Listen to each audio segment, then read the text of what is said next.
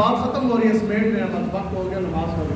سینے کے اندر دل کتنے ہیں جی؟ سارے بولے کتنے جی؟ فیصلہ آپ نے کرنا ہے کہ اس دل کے اندر جنہوں نے ڈیپ چوک میں لڑکیاں نچوائی اس کی محبت ڈالنی ہے، اس دل کے اندر غازی مرحوم ممتاز قادری کے جو قاتل ہیں ان کی محبت ڈالنی ہے، اس دل کے اندر دنیا داروں کی محبت ڈالنی ہے، یا آمنہ کے لاج جناب حضرت محمد مصطفیٰ صلی اللہ علیہ وسلم کی محبت ڈالنی ہے۔ عشق کرنا ہے تو آقا و مولا حضور علیہ الصلوۃ والسلام کے ساتھ۔ اس دنیا میں جتنے لوگ ہیں، ابھی ہم یہاں سے بیٹھے، یہاں سے لے کر وہ بار حال تک جتنے آپ لوگ ہیں، بلکہ دنیا میں جتنے لوگ ہیں، خدا کی قسم کوئی ایک بندہ یہ نہیں کہہ سکتا کہ آج اگر ہماری شکلیں سلامت ہیں، آج اگر ہم ٹھیک ٹھاک ہیں، تو وہ اپنے نمازوں کے زور پر، اپنے حج کے زور پر، اپنے زکوٰۃ کی وجہ سے، اپنے صدقات کی وجہ سے نہیں۔ سر کے بال سے لے کر پاؤں کے ناخن تک اگر ہم لوگ صحیح سلامت ہیں تو یہ فقط آقا و مولا کے نعلین کا سبب ہے۔ ہمارے بڑے کس کے ٹکڑوں پہ پلے؟ حضور کے نام پر۔ آج ہمارے گھر کے اندر دانے ایم این اے، ایم پی اے، صدر، وزیر اعظم، وزیر، مشیر کے نام کے نہیں ہیں۔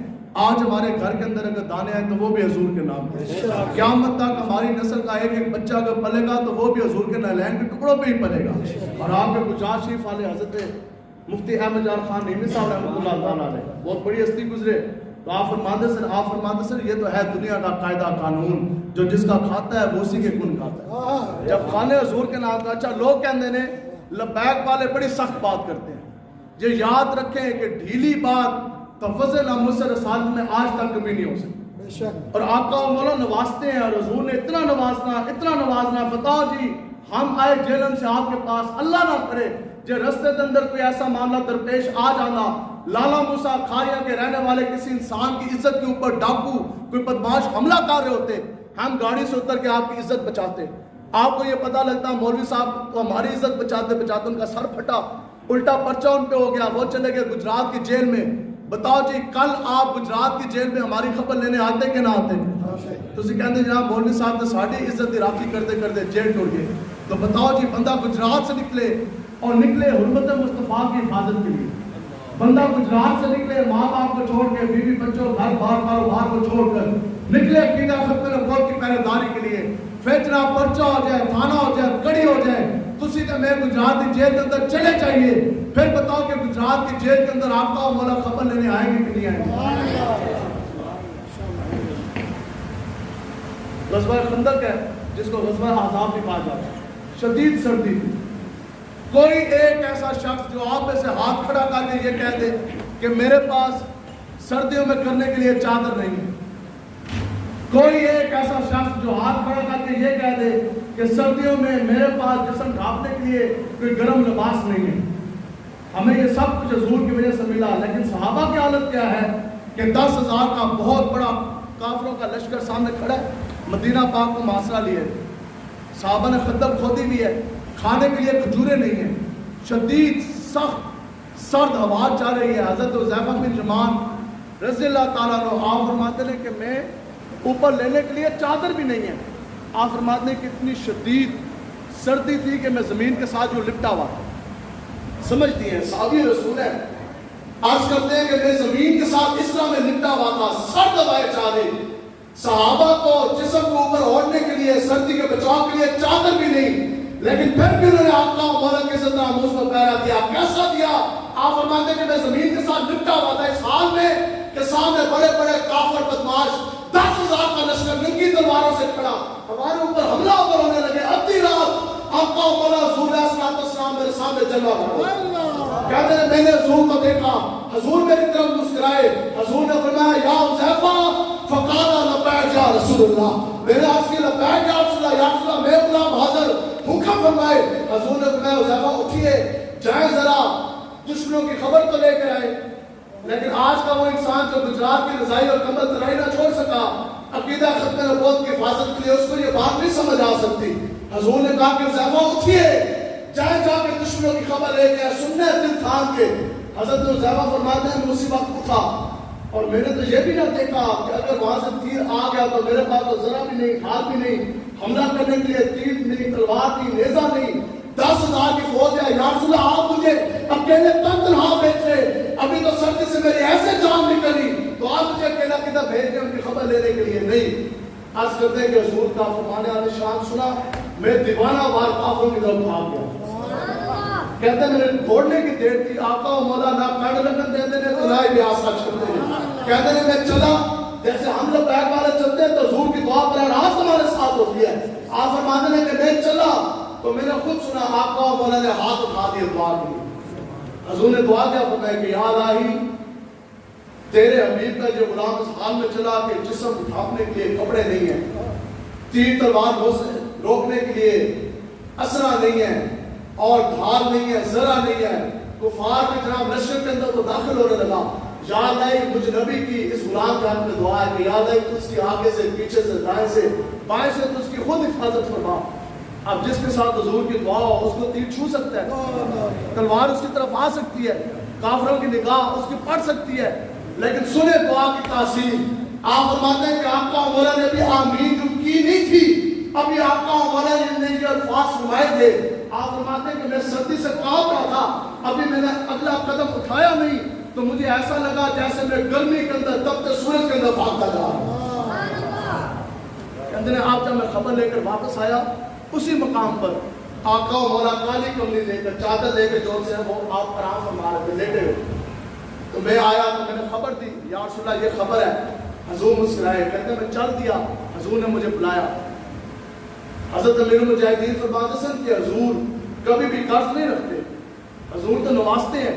کہتے ہیں کہ حضور نے مجھے بلایا. حضور نے فرمایا کہ حذیفہ ادھر آئیے، آپ نے آج رات کو رام اکیلے نہیں کرنا، آپ میری یہ چاہتے ہیں اور میرے ساتھ رات کے اندر آپ بھی رام کرنا. کہتے ہیں کہ میں نے رات کیسی گزاری؟ آپ کہتے ہیں خدا کی قسم پوری رات حضور کے پاؤں مبارک اپنے سینے کے ساتھ چپکا کر میں نے پوری رات گزاری.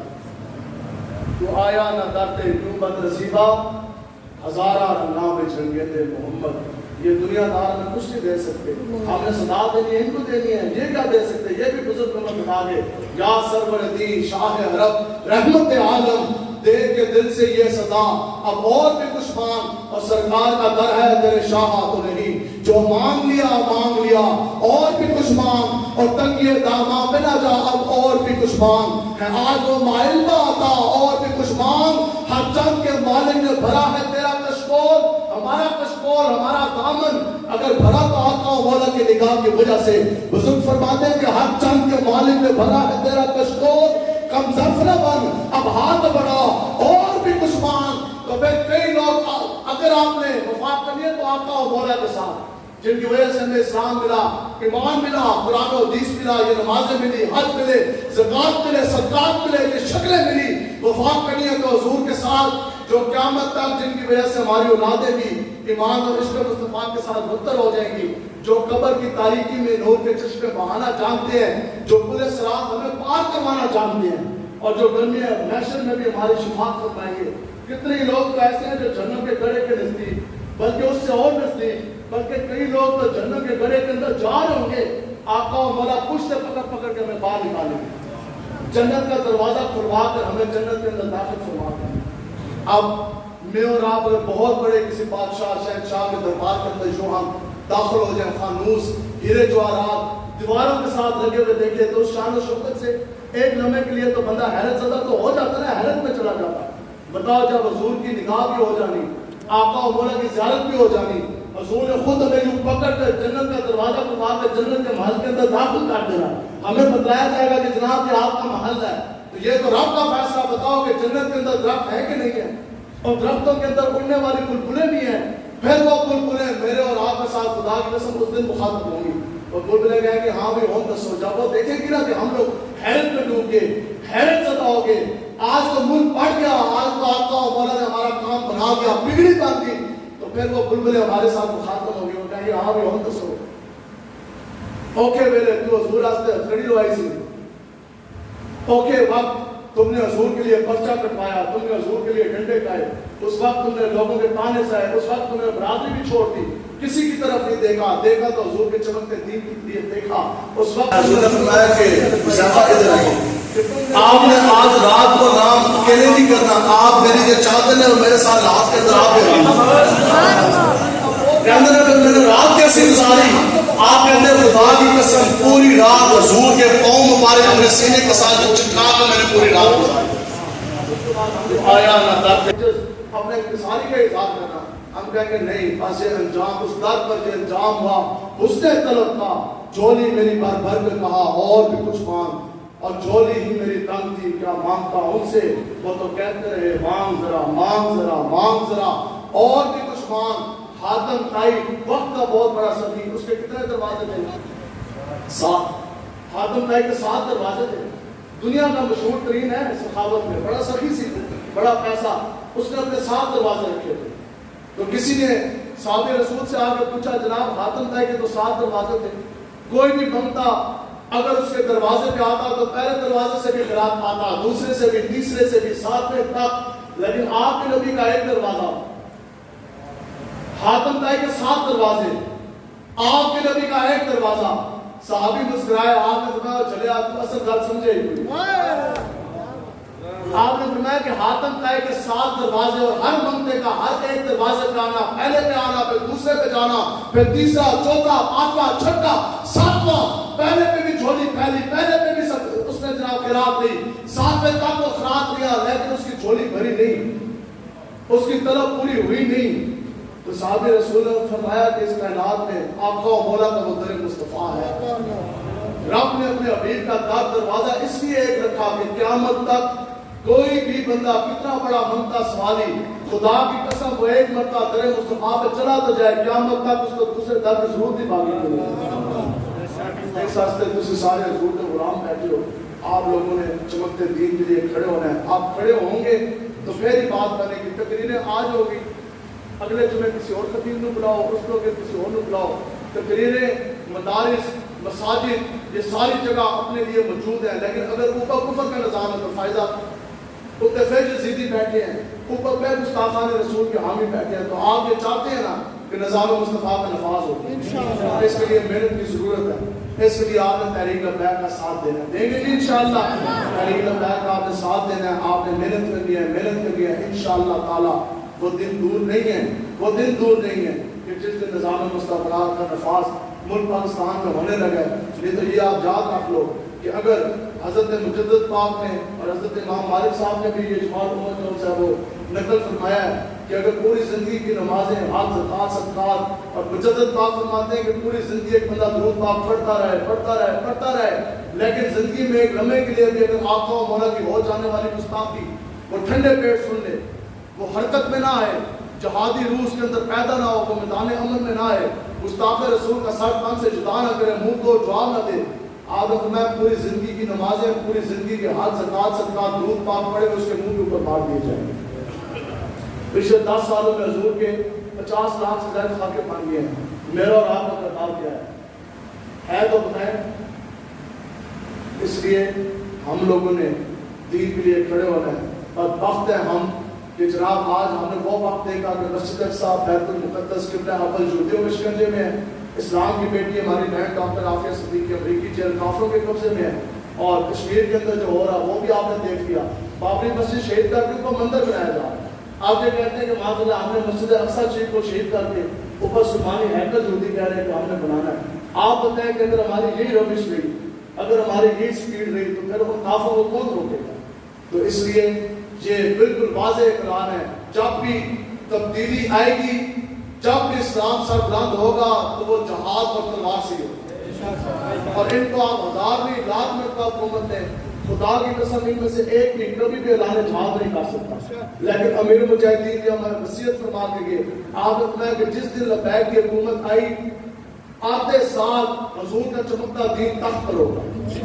لبیک والے اعلان جہاد کریں گے, اور 24 گھنٹے کے اندر اندر لبیک والے بھی اور پوری فوج بھی انشاءاللہ نعرہ تکبیر, اللہ اکبر اور لبیک کا نعرہ لگا کر کشمیر کے سرحدوں میں داخل ہوگا انشاءاللہ. اگر تسی چاہتے ہو کہ کشمیر آزاد ہو, اگر آپ یہ چاہتے ہیں کہ مسلمان پاکستان کی فوجیں قبلہ اول کی طرف چلیں, اگر آپ یہ چاہتے ہیں کہ فلسطین بھی آزاد ہو, اگر آپ یہ چاہتے ہیں کہ 30 کروڑ سے زائد مسلمان جو ہندوستان کی چکی میں پس رہے ہیں اگر وہ بھی آزاد ہو, اگر آپ یہ چاہتے ہیں کہ دوبارہ بابری مسجد اسی مقام پر جو سی ہے وہ تعمیر ہو, اگر آپ یہ چاہتے ہیں کہ مسجد اقصی کی باریں لوٹ آئیں, اگر آپ یہ چاہتے ہیں کہ اسلام کی بیٹی ڈاکٹر عافیہ صدیقی دوبارہ رہا ہو, اگر آپ یہ چاہتے ہیں کہ مدنی بہاریں, مدنی خوشبوئیں پھر آ جائیں, تو پھر آج لے ان کی پناہ اور آج مدد مانگ ان سے. آپ کو تحریک البیت کا ساتھ دینا ہوگا, نظام مصطفیٰ کے نفاذ کے لیے کھڑا ہونا ہوگا.